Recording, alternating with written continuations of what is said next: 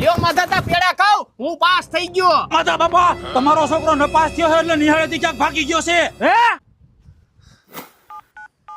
બટા તું ક્યાં છો? જ્યાં હોય ને ત્યાંથી ઘેરે આવી આવ. ભલે તું પરીક્ષામાં નાપાસ થયો, હું તને કાંઈ નહીં કહું. પણ બાપા હું બધા વિષયમાં નપાસ થયો છું. અરે બટા તું એવી નાની નાની વાતોમાં ઘર મૂકીને વિયો જા, એમ થોડું હાલે. હજી તો તારે આખી જિંદગી કાઢવાની છે. આમ જો મારો દીકરો છે ને, ઘરે આવી આવ તું. બટા આવ બે. બટા તું આમ ગમે અહીંયા વિયો જાય એમ થોડું હાલે. તું અમારી સામું તો જો, તારી માયા હવાયરું નું કઈ ખાધું જ નથી ને રોયા રોય થઈ છે. પણ બાપા મેં બધી તૈયારી કરી હતી તોય નપાસ થયો. અરે દીકરા તું ભણવાની પરીક્ષામાં નપાસ થયો છો, જિંદગીની પરીક્ષામાં થોડો નપાસ થયો છો. પરીક્ષા તો આવતા વર્ષે પાછી આવશે. અને બેટા તું ઇતિહાસના દાખલા જોઈ લેજે. અભણ એ જ ઇતિહાસ રચ્યો છે.